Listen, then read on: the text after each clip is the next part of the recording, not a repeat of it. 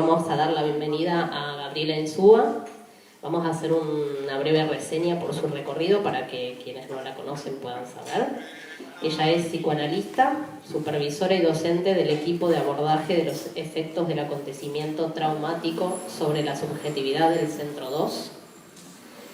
Es supervisora y docente del equipo de adolescencia del Hospital Álvarez, supervisora y docente del equipo de psicopatología de niños y adolescentes del Hospital Santoyani, ex supervisora de PREVI, equipo de abordaje de los efectos de la violencia familiar y el abuso sexual infantil, Dirección de Salud Mental de la Municipalidad de Moreno, provincia de Buenos Aires.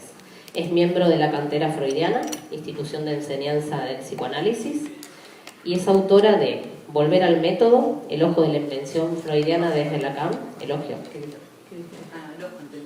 Elogio, bueno. Y No patologizar la adolescencia, también de Ojalá te enamores, sobre la lógica amorosa en la adolescencia, y el último, ¿no? Saltar de la cuna, la subjetividad adolescente, el derecho al síntoma. Es también compiladora y coautora de otros libros. Y bueno, hoy la recibimos para hablar de un tema muy lindo, ¿no? Que ha elegido, que la convoca. Y yo quería decir una frase de La joven formal de Simone de Beauvoir, que me parece que es como atinente, la conversamos con Gaby y nos pareció pertinente. De pronto el porvenir existía y me transformaría en otra que podría decir yo, pero no sería ya la misma. Bueno, la escuchamos. Hermosa frase. Bueno, buenas tardes. Un gustazo estar acá. Gracias Vero, gracias Jessica, gracias al área de género y diversidad de la tercera. Le decía hace un rato a Vero que me parece un lograzo que bueno, una institución de psicoanálisis sostenga un espacio de género y diversidad, y también como lo hacen, ¿sí? Donde nos enteramos de un montón de cosas, escuchamos a gente re interesante, bueno, así que la verdad que es muchas gracias. Bueno, a ver, cuando yo era chica había un cómico que decía antes de hablar que sería decir una palabra. Antes de empezar a hablar del erotismo, las transformaciones del erotismo adolescente en esta época, yo no puedo dejar de decir, cosas que seguramente conocen pero necesito decirla, que es que en nuestro país más del 50% de los niños, niñas y adolescentes son pobres, que en realidad hay más de 6 millones de menores de 18 años que tienen uno o más derechos vulnerados, como el derecho a la salud, como el derecho a la educación, como el derecho al agua potable, que una de cada 5 niñas y uno de cada 13, creo, niños es abusado en la infancia o en la adolescencia, intrafamiliarmente casi en el 90% de los casos.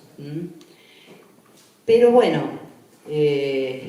por suerte, o por sujeto, por deseo, más allá de la desigualdad social terrible, devastadora, y más allá del arrasamiento perverso, que ahí sí es perverso, no por una elección de objeto, sino por una posición en la que se ejecuta un acto perverso, una acción perversa, más allá de todo eso, el adolescente se las arregla para vivir su sexualidad y su erotismo. Tanto en la Villa 31 como en, no sé, en la casa más concheta del barrio más concheto. Esa es una palabra de mi adolescencia. Bueno, nada, después de dicho esto, me gustaría empezar por leerles un cuento muy cortito, pero que viene a cuento de lo que quiero decir en relación a las transformaciones del erotismo en esta época, y a su vez de aquello que está presente en todo movimiento, en toda posición erótica. Es un cuento de una autora que para mí bueno, es una de mis preferidas, que es Clarice Lispector, y se llama El primer beso. El primer beso. Más que conversar, aquellos dos susurraban. Hacía poco que el romance había empezado y andaban tontos. Era el amor. Amor con lo que trae aparejado, celos. Está bien, te creo que soy tu primera novia. Me pone contenta, pero dime la verdad, ¿nunca antes habías besado a una mujer? Sí, ya había besado a una mujer. ¿Quién era?, preguntó ella dolorida. Toscamente él intentó contárselo, pero no sabía cómo. El autobús de excursión subía lentamente por la sierra. Él, uno de los muchachos en medio de la muchachada, dejaba que la brisa fresca le diese en la cara y se le hundiera en el pelo. Qué bueno era quedarse a veces quieto, sin pensar casi, solo sintiendo. Concentrarse en sentir era difícil en medio de la varaunda de los compañeros. Y hasta la sed había empezado. Jugar con el grupo, hablar a voz en cuello, más fuerte que el ruido del motor, reír, gritar, pensar, sentir. Caray, cómo se secaba la garganta. Y ni sombra del agua. La cuestión era juntar saliva y eso fue lo que hizo. Después de juntarla en la boca ardiente, la tragaba despacio y luego una vez más y otra. Era tibia, sin embargo, la saliva y no quitaba la sed. Una sed enorme, más grande que él mismo, que ahora le invadía todo el cuerpo. La brisa fina, antes tan buena al sol del mediodía, se había tornado ahora árida y caliente, y al entrarle por la nariz le secaba todavía más la poca saliva que había juntado pacientemente. Y si tapase la nariz y respirase un poco menos de aquel viento del desierto, probó un momento, pero se ahogaba enseguida. La cuestión era esperar, esperar. Tal vez minutos, apenas, tal vez horas, mientras que la sed que tenía era de años. No sabía cómo ni por qué, pero ahora se sentía más cerca del agua, la presentía, más próxima, y los ojos se le iban más allá de la ventana, recorriendo la carretera. El instinto animal que lo habitaba no se había equivocado. Tras una inesperada curva de la carretera, entre arbustos, estaba la fuente de donde brotaba un hilillo del agua soñada. El autobús se detuvo, todos tenían sed, pero él consiguió llegar primero a la fuente de piedra, antes que nadie. Cerrando los ojos, entreabrió los labios y ferozmente los acercó al orificio de donde chorreaba el agua. El primer sorbo fresco bajó, deslizándose por el pecho hasta el estómago. Era la vida que volvía, y con ella se encharcó todo el interior arenoso hasta saciarse. Ahora podía abrir los ojos. Los abrió, y muy cerca de su cara vio dos ojos de estatua que lo miraban fijamente, y vio que era la estatua de una mujer, y que era la boca de la mujer de donde salía el agua. Se acordó de que el primer sorbo lo había sentido realmente gélido en los labios, más frío que el agua, y entonces supo que había acercado la boca a la boca de la mujer de la estatua de piedra. La vida había chorreado de aquella boca, de una boca hacia otra. Intuitivamente, confuso en su inocencia, se sintió intrigado. Pero si no es de la mujer de quien sale el líquido vivificante, el líquido germinador de la vida, miró la estatua desnuda. La había besado. Lo invadió un temblor que desde fuera no se veía y que empezando muy adentro se apoderó de todo el cuerpo y convirtió el rostro en brasa viva. Dio un paso hacia atrás o hacia adelante, ya no sabía qué estaba haciendo. Perturbado, atónito, se dio cuenta de que una parte de su cuerpo, antes siempre serena, estaba ahora en una tensión, y eso no le había ocurrido nunca. Dulcemente agresiva esa tensión, se hallaba de pie, solo en medio de los demás, con el corazón latiendo pausada, profundamente, sintiendo cómo se transformaba el mundo. La vida era totalmente nueva, era otra, descubierta en un sobresalto. Estaba perplejo, en un equilibrio frágil, hasta que, surgiendo de lo más hondo del ser, de una fuente oculta en él, chorreó la verdad, que enseguida lo llenó de miedo y también de un orgullo que no había sentido nunca. Se había hecho hombre. Bueno, este precioso cuento da cuenta de que el erotismo se puede jugar hasta con una estatua.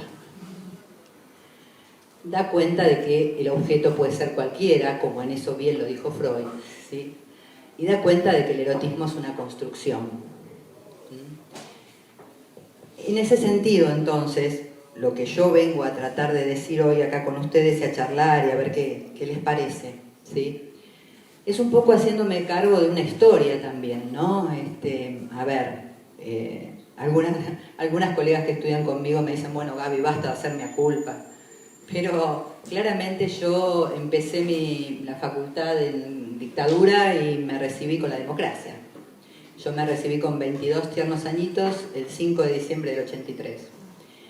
Y lo que quiero, digo esto en función de que entonces me formé con una cantidad de maestros y, digamos, colegas y demás, que bueno, tenían, a mi entender, teníamos, de vuelta, me hago cargo, una mirada muy patologizante, ¿sí?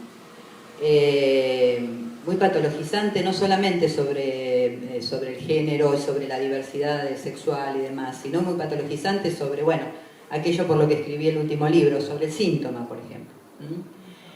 Tuve que deconstruirme mucho, sigo haciéndolo permanentemente, pero digo, vengo de allí.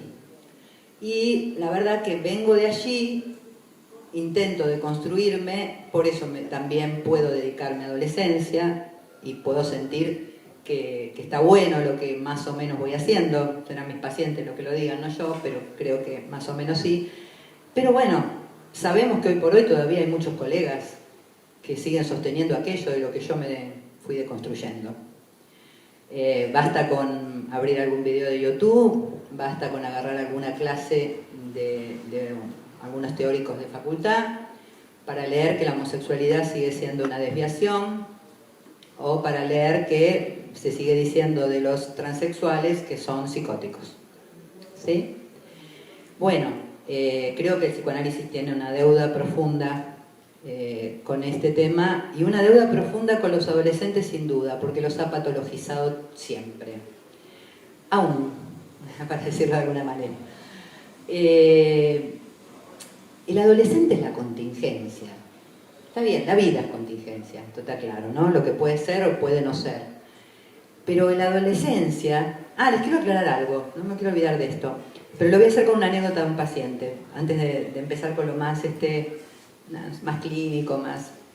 el otro día, un paciente que empezó no hace tanto, habla con lenguaje inclusivo, ¿sí?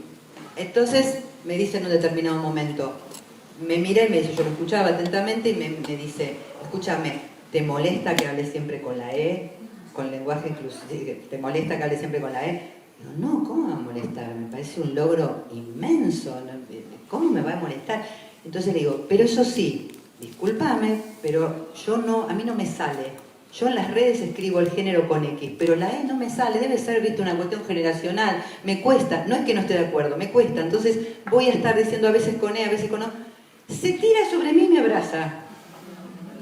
15 tiernos añitos, se tira sobre mí y me abraza. Me quedo así y me dice, gracias por no careteármela. Entonces me dice que su mamá se la pasa tratando de hablar con la E. Pobre mujer, si no le sale, no le sale. Bueno, y lo digo porque ustedes me van a escuchar que de repente digo niñas, de repente digo niños, de repente digo niñas. Me parece que lo que por ahí, a lo mejor espero darles cuenta, porque realmente es así, es que mi posición tiene que ver claramente con respetar las diferencias y las disidencias, pero como le dije al paciente, a veces no me sale. Bueno, lo que les decía es que el adolescente es esta contingencia, puede ser o puede no ser. Como decía el maestro Winnicott, genial maestro, decía que la adolescencia no es nada que haya que curar, ¿sí? Que es un tiempo a transitar, pero que es cierto que en la adolescencia pasa algo muy importante, y es que el adolescente tiene ahora la posibilidad real de ejecutar sus fantasías infantiles. ¿Sí? Es decir, si yo quería cogerme a mamá, me la puedo coger. Si yo quería matar a quien quisiera matar, ahora lo puedo hacer. ¿Sí? Ese poder, esa potencia de hacer o no hacer, ¿sí? Es la potencia del deseo, va en contra, se va a oponer a la certeza moral de lo que se debe o no se debe. ¿Sí? El adolescente es esa potencia, juega esa potencia. En todo caso, para quien acompañamos al adolescente, hacer de la contingencia, de esta potencia contingente, una escritura personal, propia, ese es nuestro trabajo y ese es el gran desafío para el adolescente, ¿no? Es lo que intentamos, ¿sí? Esto no quiere decir que claramente no haya, no nos movamos dentro de legalidades, normas, por supuesto, sí, es así, el adolescente también lo sabe. pero claramente va a ir a desafiar a aquellas que se oponen a su deseo, ¿sí? A veces lo harán más tranquilamente, y eso también angustiará menos a sus otros primordiales. Otras veces los hacen con más ferocidad, e incluso con algún riesgo para su vida. Pero entonces, en este contexto, digo, lo primero que digo es, lo dijo, insisto, el maestro Winnicott, no yo, no hay nada que curar en la adolescencia. La adolescencia es un estado saludable. Otra cosa es que en la adolescencia le ocurran cosas al adolescente que haya que escuchar qué pasa allí. Pero no es la adolescencia algo a curar. Y yo titulé este encuentro Semblante, ¿no? De alguna manera quería decir las transformaciones del semblante en la época, y puse de la marea verde. Bueno, puse en época de la marea verde porque claramente estoy a favor de la ley del aborto seguro, legal y gratuito, esa es mi posición, y tomé ese símbolo como para decir de un momento, digamos, podría haber mencionado otros colores también, ¿no? Digamos, podía haber mencionado en tiempos de la marea LGTBQI, no sé si me olvidé alguno. El más, es cierto. Pero, bueno, nada, lo titulé de marea verde. Entonces, por ahí la cuestión sería pensar qué es el semblante, ¿sí? Como ustedes están escuchando, esto es una charla para mí, una charla con ustedes. Por lo tanto, de ninguna manera me pongo ni teórica, ni rococó, ni nada que se le parezca. Pero sí ubiquemos que semblante es algo que Lacan ubica, valga redundancia, en 1971 en un seminario, seminario 18, que tuvo de título de un discurso que no fuera el semblante. Y la iba a ubicar, ¿sí?, que el semblante, que en todo caso lo podemos definir como el parecer ser del discurso del sujeto, ¿sí?, el semblante es del orden de lo discursivo. Discurso y semblante son solidarios entre sí. Por lo tanto, ahí también va a dejar en claro que el semblante también es vehículo de la verdad. O sea, ¿cómo hacemos para vivir en un mundo sin semblantes? Ahí me hago cargo de que también hubo un psicoanálisis con el que me formé y del que me alejé. Hace unos cuantos años escribí un trabajo que llamé de conversos y de herejes. O sea, obviamente soy hereje. Pero realmente nunca he sido una conversa de lo dogmático. Digo, un psicoanálisis que de alguna manera pulverizaba lo imaginario, ¿sí? O sea, cuando yo salí de la facu y unos años después, bastantes años después, hablabas de lo imaginario y no, el imaginario es malo, fantasma, ¿no? Aparte de esto de dar cuenta de que quien llegaba al fin de análisis entraba en una suerte de mística, se iba a una ermita, ¿no?, o en una posición cínica. Bueno, yo he hecho un fin de análisis en el 2006, la verdad que por suerte el cinismo no me agarró. Otras cosas me agarraron, me enloquecí, creí que me volvía loca, me agarró de todo en el fin de análisis, pero la verdad que el cinismo no. Digo, no se llega a ninguna posición de esas híbridas y etéreas y no sé qué, y tampoco se pulveriza el imaginario. Yo suelo decir del fantasma en relación al fin de análisis, esto ad hoc, yo tengo muchos dichos muy Fati en casa, para nada académicos, para nada académicos, así que discúlpenme. Pero yo suelo decir que cuando uno está en los comienzos de un análisis o en un momento todavía donde no ha interrogado demasiado, uno tiene como fantasma una pesada cortina de brocato. No se ve del otro lado, nada. Y cuando llega el fin de análisis, no es que no tiene ninguna construcción fantasmática, sino que es una delgada cortina de Wall. Entonces uno puede pesquisar esos puntos que han quedado todavía, donde ya no se trata de que uno suponga o saber al otro, pero todavía hay algún punto allí, pero uno ve, ¿no? Bueno, con el semblante me pasa lo mismo. O sea, yo lo que pienso del semblante es que es absolutamente necesario en la vida, pero que una cosa es un semblante, que sea una máscara rígida, y otra cosa es un velo. Vaya si necesitan los adolescentes semblantes. Porque por otro lado, otra cosa absolutamente estúpida que escucho, que parece ser que sería, los adolescentes tendrían que prescindir de la mirada del otro. Es una estupidez absoluta en tiempos en que necesitan a su otro con minúscula más que al otro con mayúscula, obviamente. Al otro también con mayúscula también lo necesitan, pero necesitan a su semejante. Entonces la mirada del otro importa mucho. Y el semblante, ese parecer ser, también es muy interesante, porque en esa situación de que tiene que ver con la mirada del otro, con cómo soy mirado, con cómo me mira, ¿sí?, con cómo miro, incluye al otro con minúscula. Hablábamos recién con Jessica de cómo el capitalismo va contra los lazos. Yo lo digo permanentemente. Escribí Ojalá te enamores en función de eso también. Cómo va contra los lazos. Entonces, en realidad el semblante también tiene que ver con la otredad. El tema es si eso se convierte en una máscara. Bueno, hablando de los semblantes, entonces, digo, yo lo que pensé hoy en hacer es tocar algunas, ¿qué decir? ¿Cómo llamarlos? Algunas situaciones de la época, algunos atravesamientos de la época que van contra los semblantes del erotismo adolescente y los modifican, a veces para bien, a veces para mal, ¿sí?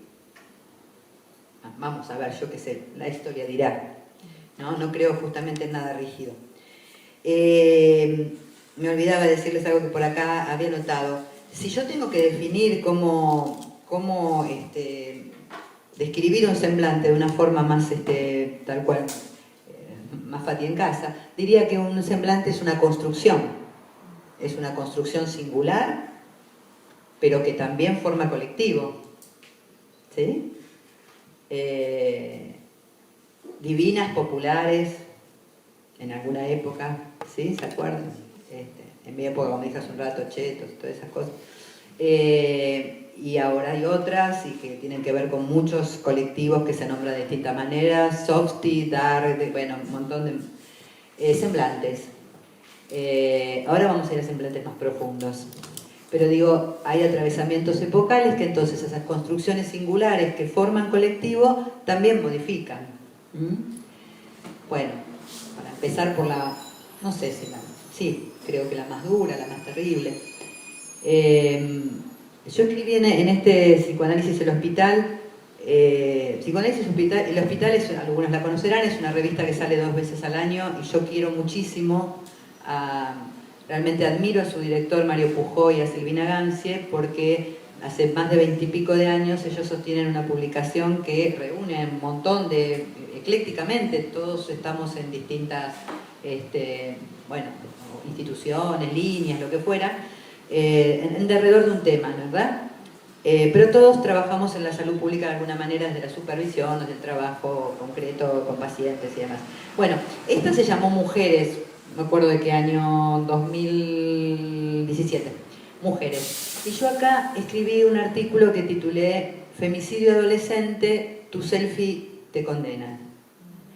¿Sí? Vamos por el lado de la violencia de género. La violencia de género, que siempre existió, obviamente, pero que gracias al enorme laburo del movimiento de mujeres, del movimiento feminista, cada vez más salió a flote, a denunciar y a mostrar y demás, la violencia de género, miles y miles de mujeres, niñas, niños, niñas, adolescentes devastados, violados, asesinados, y que iban teniendo distintos nombres, ¿no? Micaela, Lucía, ¿no? Van teniendo distintos nombres, también las trans, sin ninguna duda. ¿Cómo ha alterado el erotismo adolescente? ¿Cómo lo ha alterado? Creo que muchísimo, ¿sí? Yo escribí en otro lado, no acá, una vez escribí, ni una menos, ningún niño nace femicida. Y esto es así. Como tampoco ningún niño nace niño, ¿no? O sea, ¿está? De nuevo, es una construcción. Pero claramente ningún niño nace femicida. Por ser varoncito, no sé, biológico, para decirlo de alguna manera, no se nace femicida, digamos. Es decir, el patriarcado que está en cada uno de nosotros, lo adelgazaremos lo más posible, pero digamos, ¿no? que hace que la transmisión de no de la masculinidad, del machismo, genere, no sé, o niñitos, para decirlo de alguna manera, púberes, que sienten que no dan la talla y entonces se inhiben frente a el otro sexo, sea cualquiera sea ese sexo, o al revés, machitos blandiendo sus miembros viriles, identificados, pobrecitos, porque pobrecitos, hacen mucho daño, pero pobrecitos, identificados a ese lugar de macho, ¿sí? Que lo necesita permanentemente erecto. Hace un rato hablábamos con Vero de Catherine Milot, a quien también, vuelvo a mi culpa, en un momento sostuve lo que sostenía, pero algún texto de Catherine Milot, por ponerla en una teórica de psicoanálisis, hay muchos, puso del lado de la histérica la necesidad de que el hombre esté siempre erecto. No era una necesidad de la histérica, no es una necesidad de la histérica, es una necesidad del patriarcado. ¿Sí? Lo que pasa es que el patriarcado es la histérica, para decirlo así, o el patriarcado en la mujer o bueno, pero entonces no era una necesidad de la mujer o de la histérica. ¿Cuánto ha modificado la violencia de género? A ver, las mujercitas, para decirlo así, las niñas, las adolescentes, les adolescentes, están aterradas. A ver, uno si recuerda su adolescencia puede decir, uno también tenía miedo, sí, pero había un borde, che. O sea, los femicidios pasaban igual y no se sabían, a ver si me entienden. Pero digo, había algo que hacía borde. El piropo grosero estaba, el avance sobre... Todo eso estaba, toda esa mierda estaba. Y todas sabemos, y las que anduvimos yendo a la facultad en el Sarmiento, no te digo nada. Pero no sé, había algo que hacía borde, ¿sí? Y de alguna manera, seguramente lo que vengo pensando, porque les cuento que estoy escribiendo el quinto libro y tiene que ver con esto, es decir, con el erotismo adolescente, y lo que vengo pensando es que por ahí lo que nos hacía borde era que el miedo más grande era la prohibición de la sexualidad. ¿Me entienden? O sea, el miedo a la sexualidad era porque estaba prohibida. ¿Sí? Bueno, no soy tan vieja, tengo 58 años, así que en mi época no era que seguía prohibida, para algunos sí, yo qué sé, pero te tenías que casar virgen, no, pero digamos que había toda una cosa de prohibición, ¿sí? Entonces me puse a pensar, ¿sería eso lo que hacía de alguna manera de velo de nuevo al otro miedo que estaba más atrás, que era el miedo a la violencia, o como decíamos con Jessica hace un rato, estaba más enquistada, estaba más encubierta? Hoy hay muchísimo miedo. Y les cuento, por ejemplo, lo que me pasó el otro día con una paciente de 17 años. Está haciendo un taller literario, 18. Está haciendo un taller literario. Entonces, nada, estaba hablando de su producción en el taller literario. Entonces me cuenta, me dice, ay, te leo esto que escribí. Está muy contenta con eso, tenía su deseo como muy detenido, entonces ahora está muy contenta con eso. Me lee lo que había escrito, un cuento precioso, breve, precioso. Y no tenía nada que ver con mi idea central con el feminismo. Un cuento que le habían dicho que relatara un viaje en Bondi. Esta era la idea, que relatara un viaje en Bondi.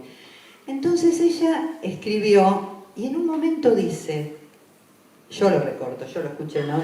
En un momento dice, estoy sentada atrás, en el Bondi atrás de todo, como siempre, miro para adelante, hay un chabón que está dormido. Qué suerte tiene el chabón de poder dormir tranquilo en el Bondi. Pareció impresionante, ¿no? Pues sigue el texto. Bueno, esto aparece permanentemente, ¿sí? Y esto enlaza otras cuestiones, ¿sí? Por supuesto que podría relatarles, y después en la charla, si quieren, situaciones de mucha vejación, pero tomo algunas, yo qué sé. Después del asesinato, empalamiento, femicidio de Lucía Pérez en Mar del Plata, la muchachita de 16 años, como unas semanas después me llega una paciente chiquitita, 12, me escucha mi hija que tiene 12 años, que digo chiquitita, me mata. Así que bueno, no se lo voy a mostrar, pero con su pañuelo verde allí, mi hija por el mundo, y le digo chiquitita. Y me llega una paciente con sus papás muy enojados con ella, muy enojados, y ella muy angustiada, y sus papás también muy angustiados, ¿sí? Papás, su papá y su mamá. ¿Ven? Tengo que deconstruirme, seguir en la lucha. Bien, y me llega esta muchacha después de una situación muy crítica, donde había tenido una crisis tremenda, bueno, crisis de excitación psicomotriz, de una cantidad de cosas. ¿Qué había pasado? Ella le había mandado una foto a un chico, una foto, digamos, que con una pose más o menos sensual, en ropa interior, y un amigo del chico había agarrado el celular, lo que ustedes ya conocen.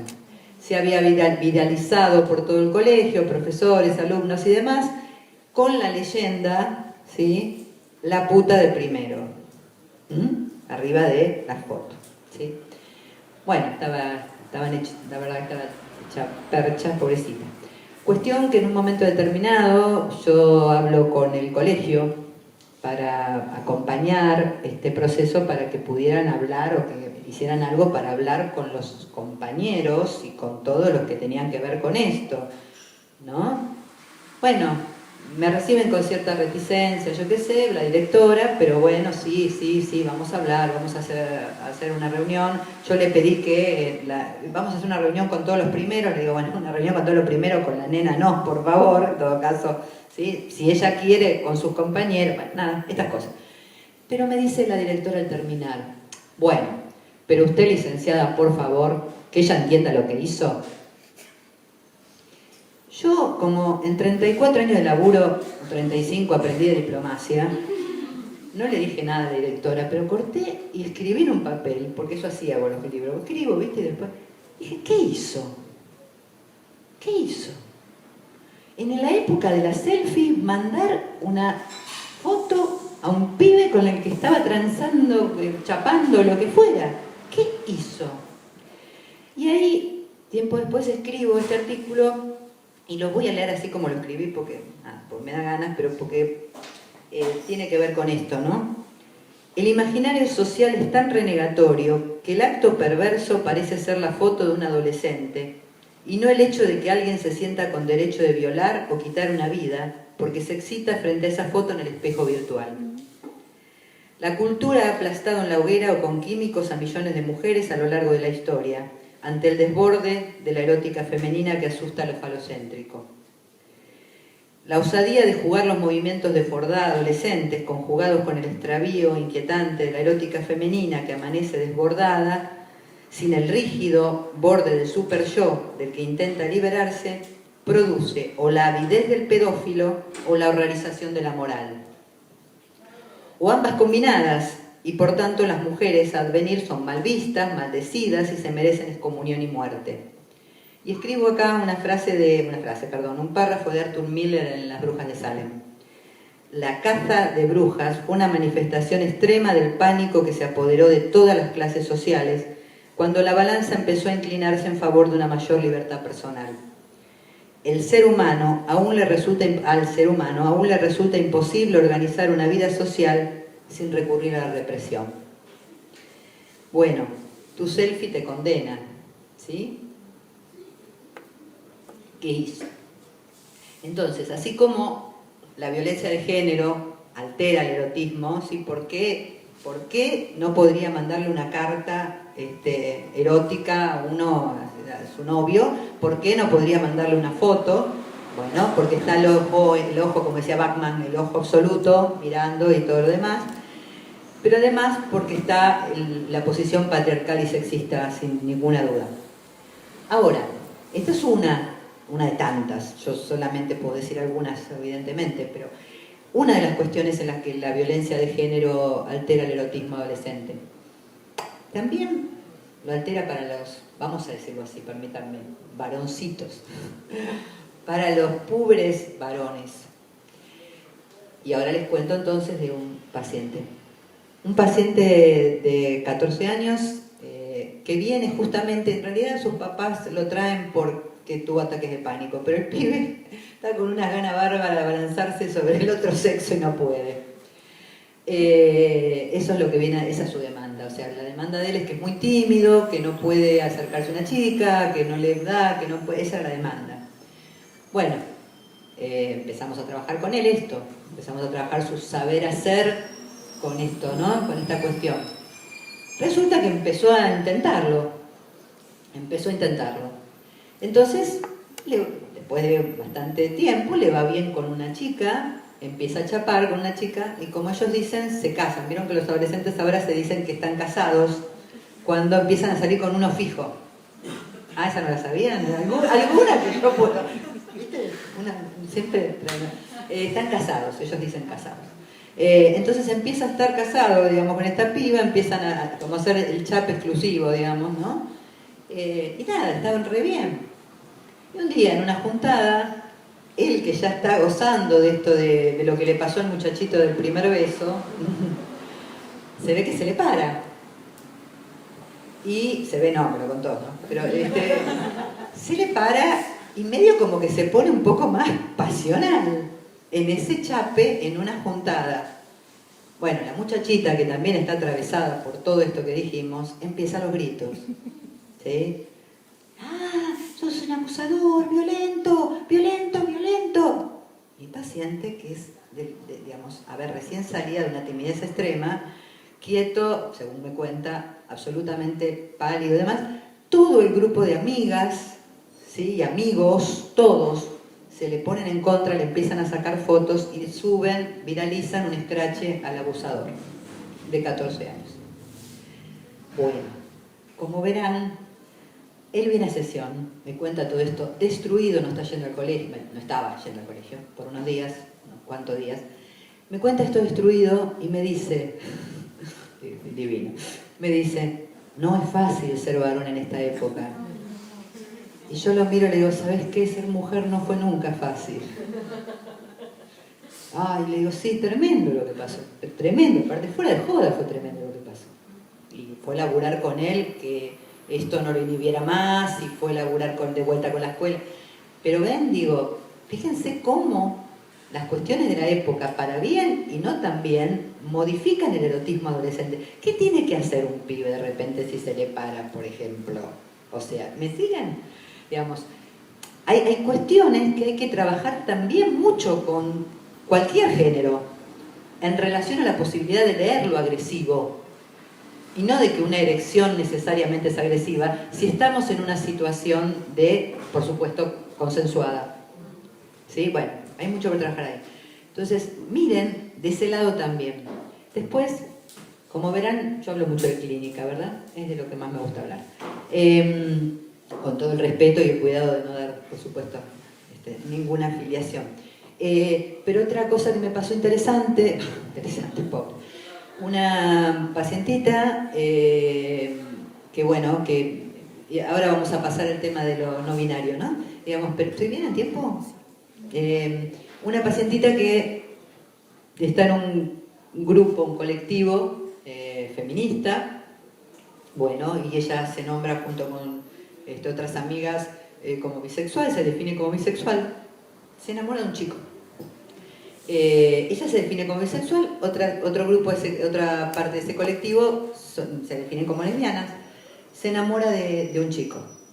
Entonces va a contarle a las amigas que está enganchadísima con este pibe, que está feliz con este pibe. Bueno, la bloquean de los grupos y todo lo demás, la sacan del grupo y todo lo demás, pero ¿por qué? Por la siguiente frase me pareció genial, porque lo demás puede ser nada, bueno, si hoy te bloqueo, ¿cómo te vas a meter con este pibito? Mañana te voy... La frase fue, sos una boluda, no te diste cuenta que la heterosexualidad es peligrosa. ¿Sí? No es la heterosexualidad peligrosa, la heteronormatividad es peligrosa, el machismo es peligroso, el patriarcado es peligroso, el sexismo es peligroso, no la heterosexualidad, porque si no es lo mismo que decir que la homosexualidad es peligrosa. Entonces estamos como Mirta Legrand cuando le dijo a Piazza, no vayas a adoptar niños. Pero miren hasta dónde entonces se altera el erotismo adolescente, los movimientos del erotismo adolescente en función de estas transformaciones maravillosas de época, maravillosas, ¿sí? pero que claramente tenemos que estar atentos de justamente no convertirnos, como dice la enorme Rita Segato, ¿sí? No convertirnos nosotros, las feministas, yo no me digo feminista ahora, lo soy hace muchos años, por lo menos en la lucha la siento así, ¿no? Digamos, en posiciones tan rígidas que no veamos los matices. Y acompañar a los adolescentes, las adolescentes, les adolescentes, que no tienen por qué, con su incipiente, inaugural vida, ¿no? Tener claro esto si no lo tenemos nosotros, ¿sí? Bueno, esto por ejemplo, para despuntar en relación a la violencia de género como uno de los elementos terribles, como uno de los fenómenos terribles que alteran el erotismo, ¿no? Vamos a pasar a lo binario y a lo no binario, ¿sí? La oposición a lo binario de los adolescentes, les adolescentes, ¿sí? Bueno, a mí me empezó a pasar esto. Hace bastantes años que, yo diría, no sé, no quiero hacer números, pero hace unos cuantos años que los adolescentes en general, yo diría que el 90% de los adolescentes se dicen bisexuales. Se definen bisexuales. Bien, perfecto. El tema es que me empezó a pasar, y ahí de vuelta con mi cuadernito para el libro, me empezó a pasar que empecé a escuchar que muchos de los adolescentes que se definían como bisexuales, muchos lo eran, estaban con chicos, chicas, chiques, pero que había otros que se definían como bisexuales, pero que siempre tenían relaciones heterosexuales o siempre tenían relaciones homosexuales. Entonces me empecé a preguntar si este definirse como bisexuales no iba más allá de la elección de objeto y del género.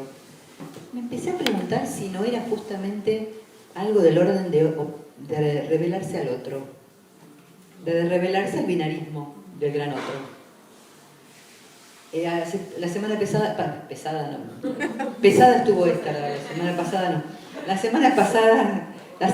Esta estuvo pesada. La semana pasada estuve con mis amigos y colegas de Tucumán que son divinos y cuando le contaba algo de esto a uno de los colegas me hizo recordar, y le agradezco un montón a Hernán, me hizo recordar a el concepto de lo neutro de Barthes. ¿Sí? Cuando Barthes trabaja lo neutro, dice que lo neutro justamente ni masculino ni femenino, lo neutro es lo que va contra el paradigma del binarismo. ¿Sí? No, justamente, yo escucho que hay, más allá de lo que elijan como objeto erótico y más allá del género en que se autoperciban, hay en muchos adolescentes, la posición de oponerse al binarismo como una forma de oponerse a una construcción del gran otro. Que por supuesto cercena libertades. Bueno, hay algo sobre esto que por ahí lo voy a decir ahora cuando aborde un poquito, si me da el tiempo, que espero que sí, aborde un poquito la cuestión de lo trans. Pero en relación a lo de lo no binario, ¿sí? Realmente creo que hay un movimiento más que interesante de los adolescentes de oponerse a lo que el otro dice desde un lugar, digamos, de amo. Es así. En ese sentido, y también para englobarlo dentro de esta cuestión de dónde se posicionan los adolescentes, hay algo que está pasando, que es muy interesante, que es que los adolescentes angustian a los padres y madres no definiéndose. ¿Sí? Bueno, pero ¿a vos qué te gusta? ¿Sí? No sé. Bueno, pero ¿te gustan las chicas? ¿Te gustan los chicos? No sé. Y los padres y las madres se recontraangustian y nosotros primordial nos recontraangustiamos, ponele. Digamos, pero que justamente creo que lo hacen para esto, para que el otro primordial no se encuentre con un saber o no crea tener un saber todo el tiempo. Y por otro lado, que no les apure el tiempo. Escribí alguna vez un artículo que lo titulé ¿Qué voy a hacer ahora que soy grande? Porque a todos nosotros nos deben haber dicho, por lo menos a mí me lo han dicho, ¿qué querés ser cuando seas grande? ¿Sí? Cuando eras así chiquito. ¿Sí? Yo cuando tenía 2 o 3 años, 4 debía tener, no me acuerdo, me dicen, que yo decía que iba a ser senadora. La política me gusta mucho, pero la verdad que es muy lejos de eso. Bueno, yo qué sé qué dice uno cuando dice lo que quiere ser cuando es chiquito, o chiquita, chiquite. Bueno, pero sin embargo, primero te preguntan eso, y después te empiezan a preguntar, ¿sí? Todo el tiempo, ¿qué te gusta eróticamente, sexualmente? ¿Te gustan las chicas? ¿Te gustan los chicos? Bueno, cada vez más los adolescentes no quieren tranquilizar a los otros primordiales. ¿Sí? Porque bueno, que se la banquen, como ellos también se bancan tantas cosas, pero sobre todo para no consolidar saberes. Yo creo que es eso. Para que el otro no sienta que sabe sobre el adolescente o la adolescente, ¿sí? Pero se los apura enormemente. Bien. Hablemos un poquitito de las dos vidas, de la marea verde oponiéndose a ese engendro de las dos vidas. No soy muy políticamente correcta, la verdad. Por eso no podía ser senadora. Bueno, a ver, de todo en relación al tema de las muchachas y muchachos y muchaches que defienden la ley de aborto legal, seguro, gratuito. Yo acompaño algunos servicios que por supuesto cumplen con una ley de 1921, que es la ley de ILE, que rige, está vigente, pero que muchas provincias no tienen su protocolo, o por lo menos no lo usan,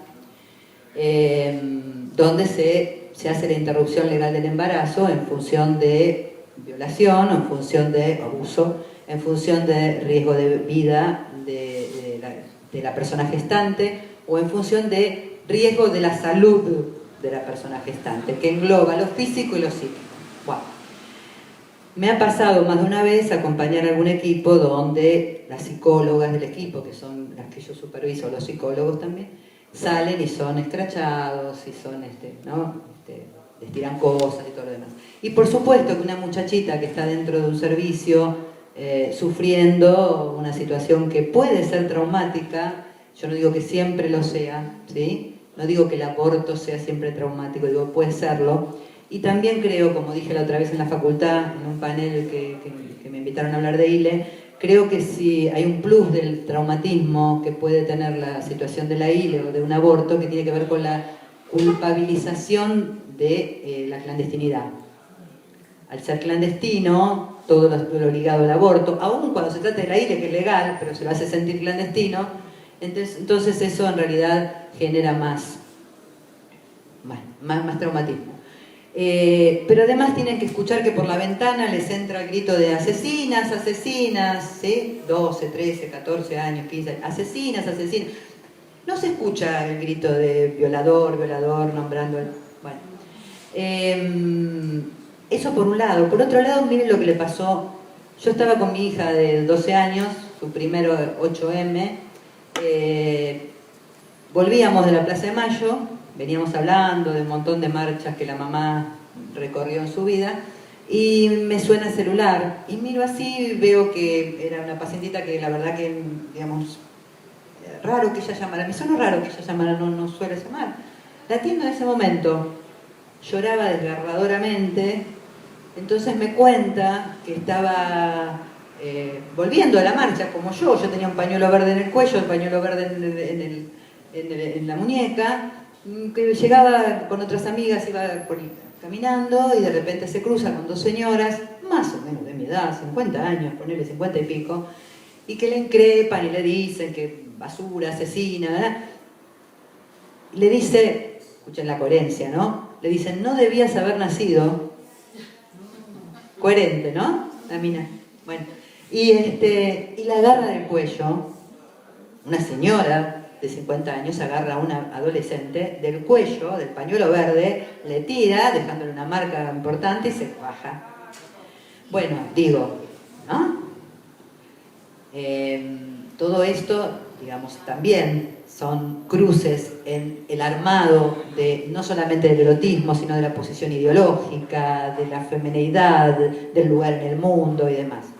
Y una cosa en relación al erotismo que está pasando con esta cuestión de la incoherencia y la necedad, ¿cómo decirlo? No es una paciente nada que se le parezca, es alguien conocido mío, ¿no?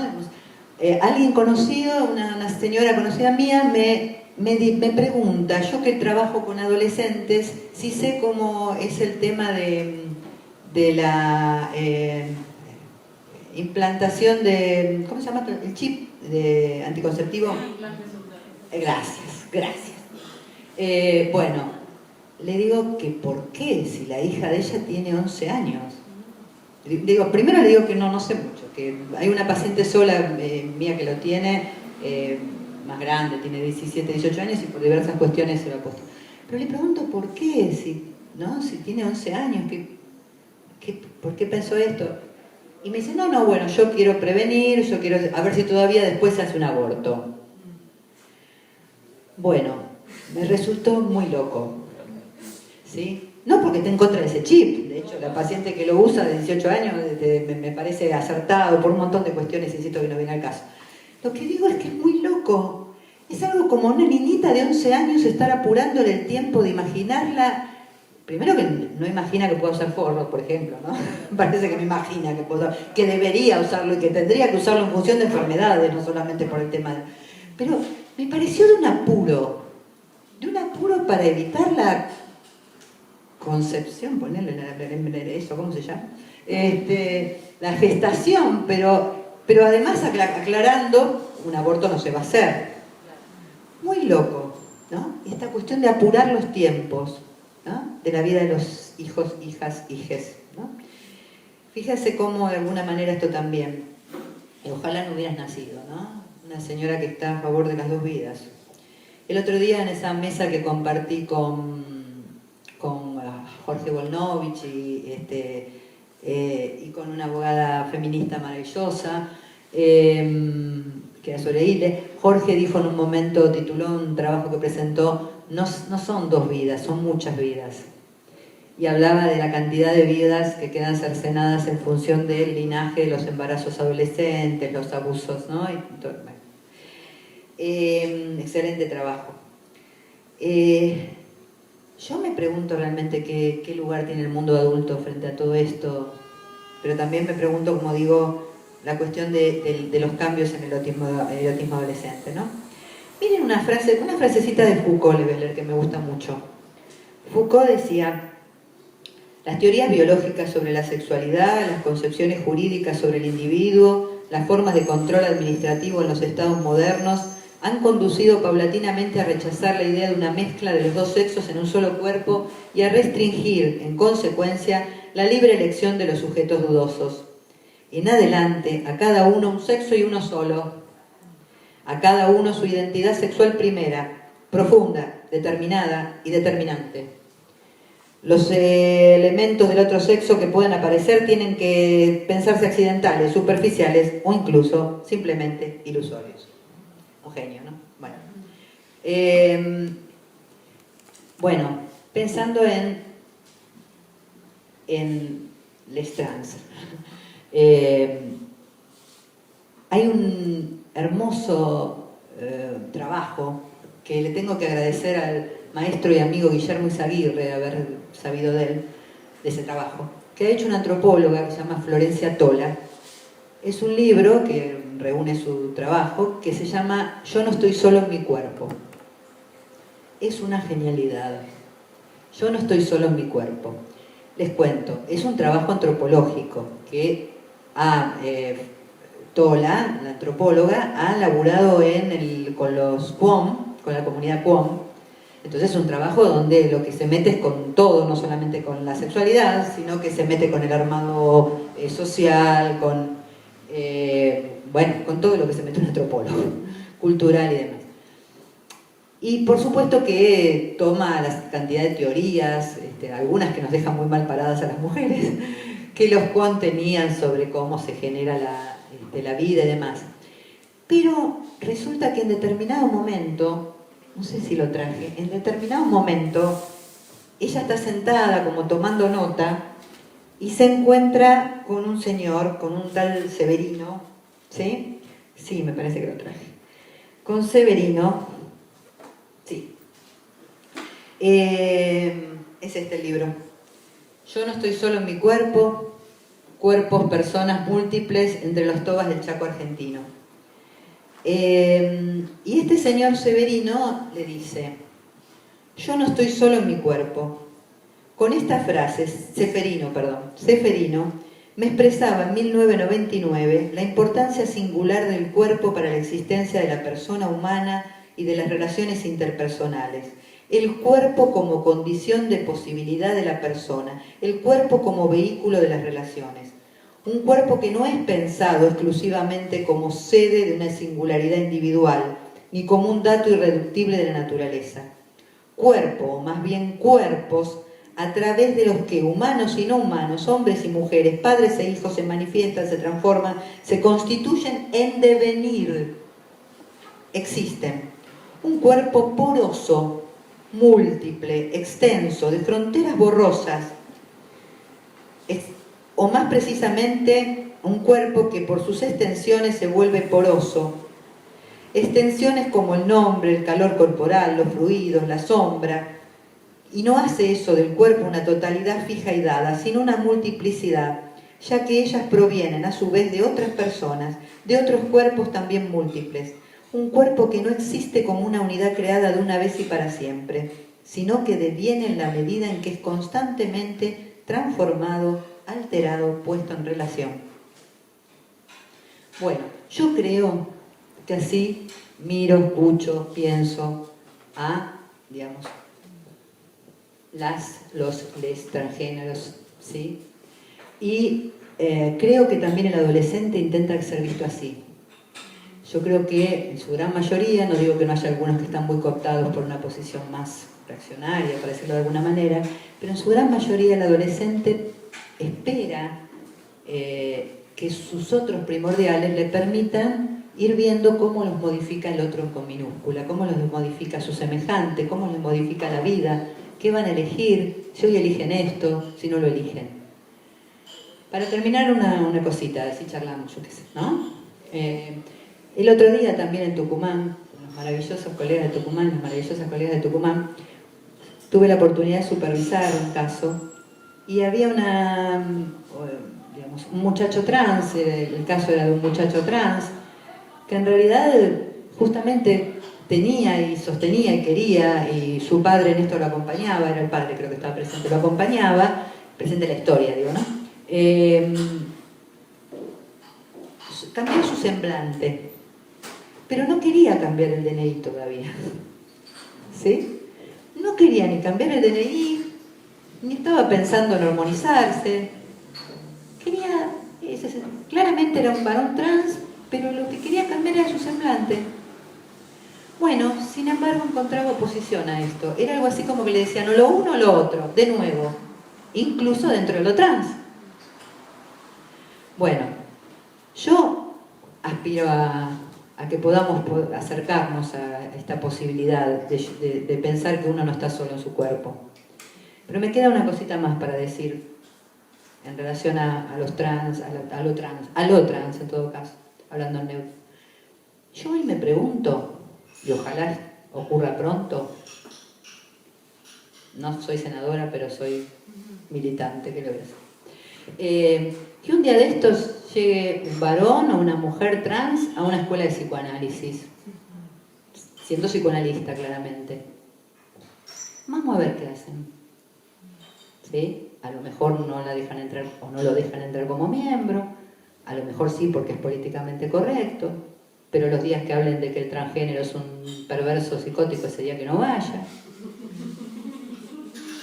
La verdad, lo digo en broma, y parece que me van a superar, no tengo nada superada, pero me indigna esa posición. Me parece que hacemos mucho daño y me parece que somos muy obtusos si nos ponemos allí y que los adolescentes nos vienen a confrontar con esto. Bueno, yo no, charlemos, ¿sí?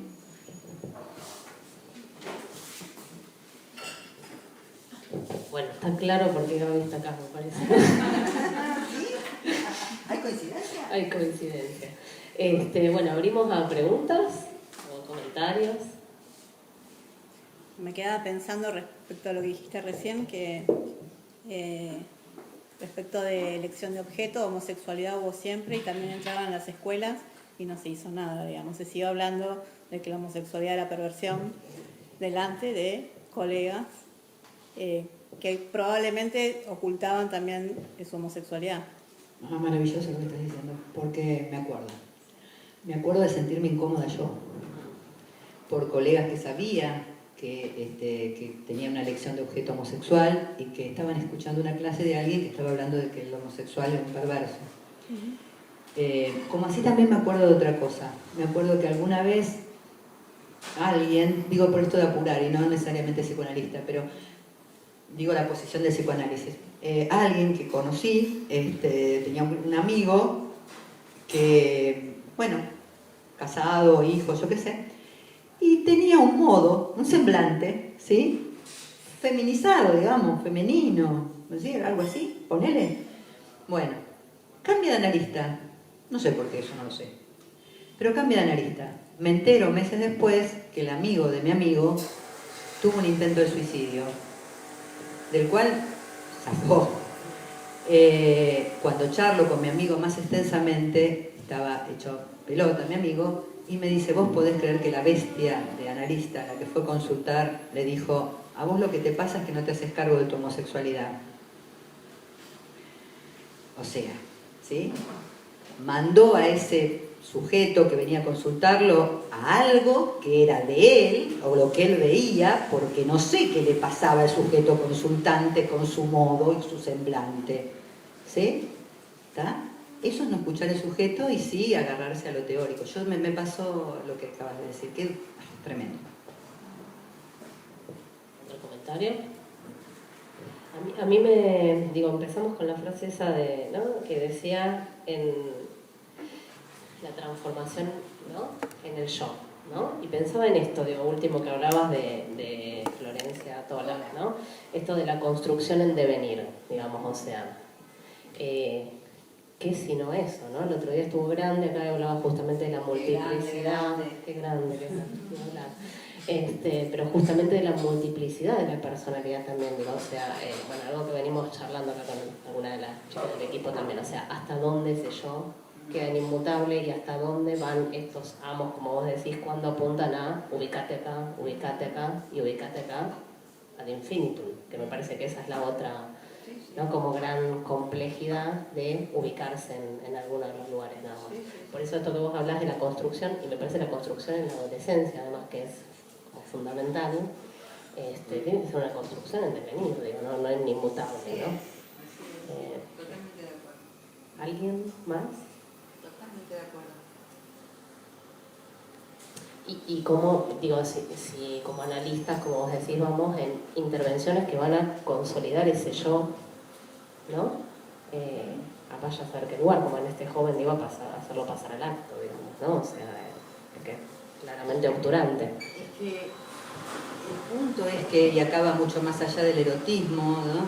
El punto es si intervenimos desde escuchar al sujeto o desde el sentido, ¿sí? O sea, tributarios de un sentido. Creemos que tiene que ser estamos, bueno, por supuesto ahí no estamos en posición analista, ¿no? Pero digo, con la construcción de la que hablaba Jessica en la adolescencia, también hay como una... Yo entiendo que claramente, insisto, soy madre de un adolescente y de uno que ya no es adolescente. Digo, nos angustia mucho, ¿no? El devenir adolescente de los hijos. Entonces, ¿cómo calmaría creer que llegaron a algún lado? Ahora, eso quiere decir que nos olvidamos de que nosotros no llegamos a algún lado, más allá de que lleguemos, por suerte. Pero quiero decir, la sensación es esa, ¿no? Como que calma, ¿no? Por supuesto que el adolescente va a ir construyendo, un lugar, va construyendo una posición subjetiva. Yo creo que lo importante es que el semblante va a cambiar, cambian los semblantes, hoy los semblantes cambian, pero lo más importante es que un analista trate de, más allá del semblante, acompañar a que cambie la posición subjetiva en relación al otro, ¿no? Lo más importante que tenemos que hacer es acompañarlos a que puedan desasirse del otro primordial de una manera, digamos que Lacan decía saber hacer con el goce algo más que síntomas, ¿no? Entonces los síntomas son maravillosos, ojalá que hagan síntomas, todos que puedan hacer síntomas para poder interrogarlos. Pero también es cierto que a veces, obviamente, los adolescentes se mandan en situaciones que no son síntomas, que es algo discursivo, ¿no? Se mandan en pasajes al acto, en acting y demás. Bueno, pero ese desprendimiento del otro, ese fordá tan necesario, para eso estamos los analistas, para acompañar en ese desprendimiento del otro y poder arribar a la verdad subjetiva. La verdad que no para meternos con si cambia o no cambia de objeto de elección sexual o de género o de...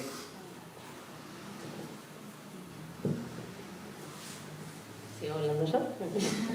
En tu libro este, que es muy lindo, el Ojalá te enamores, digo, me parece que algo de lo que vos tocabas con respecto a esto, y hablábamos hace un ratito también con la señora esta que vos contabas, es que ese pasaje tal vez no se da siquiera en la adolescencia, digo, ¿no? Me parece que vos apuntás justamente a eso, a que se pueda, a través del amor, dar un pasaje que es como fundamental, ¿no? Y que justamente en los ejemplos apunta a eso, ¿no? Digo, me parece que si lo querés contar, ese ejemplo es... Es que Jessica me está tocando un punto que aún más me pone militante. Soy una militante del amor. Pero no se peleen las feministas muy radicalizadas, no hablo del amor romántico. Eso, exactamente. Pero digo, no, a ver, le contaba a Jessica. Cuando yo escribo ese libro, que es el tercero, es porque en un verano voy a una librería y encuentro Elogio del amor de Alain Badiou, que se los recomiendo, es una belleza, es un libro de entrevistas, pero bellísimo, de entrevista a él, y donde Badiou da una descripción del amor increíblemente buena, y donde ubica algo que yo venía sintiendo en las redes. Yo venía sintiendo en las redes que me estaban poniendo un poquitito harta la cosa cáustica contra el amor. O sea, que alguien ponga, no sé, le ponga algo lindo a su pareja, lo que fuera, y ya aparece alguien, ¡ay, ya está, ya llegó el día! ¿Sí?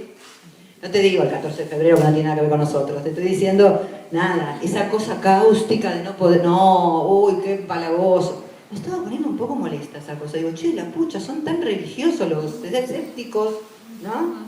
Bueno, entonces leo lo de Badiou me apasionó, ¿sí? Porque claramente habla de una forma, de una concepción del amor que tiene que ver con ligarse falta a falta, para decirlo así de alguna manera. No completud, no amor romántico en ese sentido. Bueno, al mismo tiempo me había llegado meses antes una chiquita, adolescente, con una posición subjetiva frágil, para decirlo de alguna manera, ¿sí? Que había hecho un intento de suicidio después de que los padres se oponían a una relación amorosa, la habían cambiado de colegio y todo lo demás. Y esa relación amorosa esta chica la estabilizaba. La estabilizaba. Era un buen amor, para decirlo al modo de Cyrano. Era un buen amor. A los dos les hacía mucho bien. Y me había venido a ver lo que decía Jessica, una señora que después hizo un precioso análisis, una señora empresaria, 40 y pico de años, bien casada, que viene y me dice, mira, yo la verdad vengo porque, a ver, ninguna de mis amigas sabe que vino un analista, porque yo no puedo mostrar eso, o sea, fálica mal, ¿no? Pero yo no puedo mostrar eso, pero yo tengo un marido, lo requiero a mi marido. Yo quiero a mis amigas, quiero a mi marido. No tengo hijos porque nunca tuve ganas de tener hijos, pero yo no sé qué es eso que llaman amor. Me impactó muchísimo, muchísimo. Bueno, empezamos a trabajar y nos metimos con lo que le pasaba a ella. Pero entonces, ahí me acordé, en ese momento que ella decía eso, de una frase de Anaïs Nis que dice, la única anormalidad, no sé si me acuerdo bien, pero la única anormalidad es la imposibilidad de amar. Algo así. ¿Sí? Bueno, también, exactamente. También, y digo, entonces, el capitalismo va contra el lazo del amor, sin ninguna duda. Eso Freud lo dice muy bien, que ahí lo pongo, Freud lo dice muy bien, que, digamos, cuando uno ama, aminora la libido puesta en el trabajo y en otras cosas. Obvio. Enhorabuena. Pero esto no le sirve al capitalismo. Entonces, el capitalismo necesita que no creamos en que puede existir amor en el sentido de ese encuentro de faltas, para decirlo así. Porque yo le decía a Jessica recién, a ver, ¿qué hay? ¿Qué te hace encontrar más con la castración que una pareja? Pero es verdad, o sea, pareja, que es algo hermoso, que yo sostengo y lo elijo para mi vida, te hace encontrar todo el tiempo con el desencuentro. Entonces, si armás pareja en este sentido, no en el sentido de la completud y de tú eres todo para mí y todo lo demás, claramente te encontrás con la castración. Y el capitalismo no le sirve la castración. El capitalismo necesita, como hay en Los Ángeles, una cartel enorme que dice para que ser padre sea más fácil, Ritalina. O necesita, como tenemos más vernáculamente, el Actron, ¿vieron? Sí, que el dolor no te pare. Bueno, claro, si te vas a enamorar y vas a creer que no vas a sufrir. Bueno, entonces digo, de nuevo, ¿cómo se altera la erótica, digamos, ¿no? La época, ¿cómo altera la erótica la época, ¿no? Digamos, y bueno, a los fines de... Yo le decía recién a Jessica, estábamos hablando de los hospitales, los servicios, yo soy docente hospitalario, obviamente, y le decía que a mí, no sé, puede ser que muchos días me enoje mucho con mi país, ¿sí? Como nos pasa a todos. Pero cuando yo veo que somos uno de los países donde más se consulta a los servicios, sí. Y los servicios sí de este país, salvo algunos, por lo menos de Cava, voy a hablar de Cava, y de Cava y la provincia de Buenos Aires, conozco mucho de eso. La mayoría de los supervisores y docentes somos psicoanalistas. Se forman en psicoanálisis los psicólogos. Digo, hay demanda, hay pedido de escucha, ¿sí? Por lo tanto, resistimos al capitalismo, ¿sí? Resistimos también desde ese lado, porque nos seguimos tomando un rato para pensar en lo inútil. Otra de las cosas que me quedé pensando, sobre todo quienes trabajamos con estas cosas, pero en general, es esta diferencia que vos decías entre que la represión, si se quiere, ¿no? De la sexualidad o de la posibilidad de poner en potencia eso, venga por un miedo al amo, al padre, a la madre, digo, a lo que fuera, y que eso se trastoque por un miedo al horror, digamos, ¿no? O sea, como a esta cuestión más real de posibilidad de que me maten, de que no, o sea, que como eso trastoca. La teoría grande también hablaba de la licencia para desear, digo, el tema es cuando hay esto otro, ¿no? Del otro lado. Sí, digamos, no sé, cuando yo era adolescente lo que tenía miedo era que papá o mamá llegaran y me encontraran media ligera de ropa. Digamos, insisto, femicidios hubo siempre, por favor, ¿no? Pero claramente creo que hoy el horror está descarnado. Y una cosa que aprovecho cada lugar que tengo para hablar es, no dimensionamos todavía, o me parece que no todos dimensionamos todavía, la cantidad de abuso sexual en la infancia y adolescencia que hay. Es endémico, no sé cómo decirlo, trabajamos en esto, sabemos, ¿sí? Es tremendo, tenemos que preguntarnos cómo, tenemos, el que desee, ¿no? Pero digo, ¿qué pasa? ¿Qué pasa?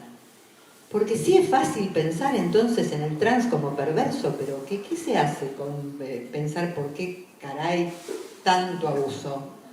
Eso es una acción perversa. ¿Por qué? Porque reniega de la castración, porque reniega del no del otro y del momento del otro, del tiempo de vida del otro. Bueno, entonces, digo, de psiquismo del otro. Entonces digo, la verdad que me parece que el horror está muy presente. Por supuesto, siempre voy a preferir hablar del horror que dejarlo silenciado, ¿no? Que es lo que estamos intentando hacer en cada uno de nuestros lugares. Así que, nada, pero es enorme la cantidad y el arrasamiento de los niños, niñas, niñas y adolescentes.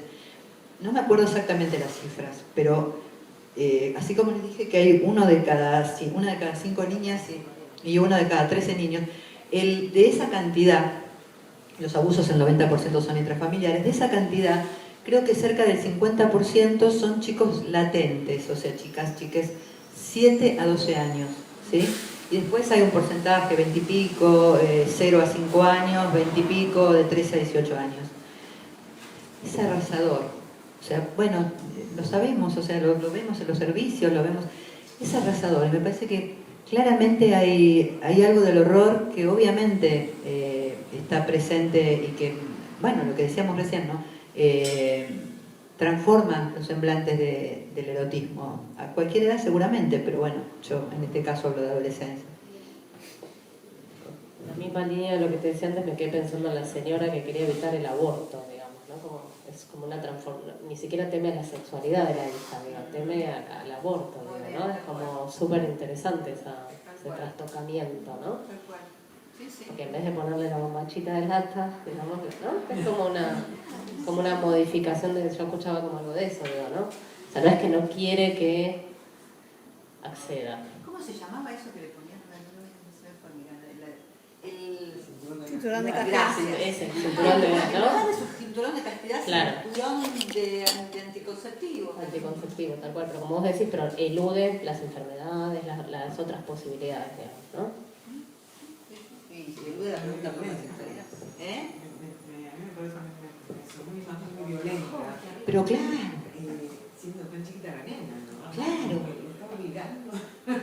Pero por eso digo, me parece, me captaste la idea, por eso yo hablaba en ese momento, digamos, qué violencia, por favor, o sea, ¿no? Y qué apresuramiento, pero por otro lado, de la mano de alguien que en realidad se dice, digamos, estar en contra del aborto, digamos, por matar dos vidas, o sea. Entonces, esto es, bueno, muy retorcido, muy flagrante, muy... Hicieron acordar una frase, yo cuando trabajaba en el servicio local el 3 de febrero, había como algún grupo de adolescentes y demás, y esta chica, no me acuerdo si yo hice la admisión a la mamá, vinieron ella y la mamá, también 12, 13 años, y la mamá estaba, calculo por eso me habrá venido como el recuerdo, muy preocupada por el inicio de la sexualidad de esta nena, que tal cual, me parece que ni lo estaba pensando todavía, digamos, ¿no? Había como una anticipación de ella de preocuparse por todo, la mamá, lo que hacía, dónde iba, que iba a estar con uno, que iba a quedar embarazada en algún momento, ¿no? Que es un poco, digamos, a ver, algo que estadísticamente tal vez en su grupo podía pasar, pero que ella estaba anticipando, digamos, ¿no? Hasta que en un momento dice una frase esta mujer, por suerte, porque no digo la puede decir, y dice, es que me duele en el cuerpo verla crecer. No me la olvidé nunca. No, claro, como para olvidárselo. Que es verdad, tiene razón la señora, duele en el cuerpo ver crecer a los hijos, hijas, pero es así. Y hay que hacer con eso, y no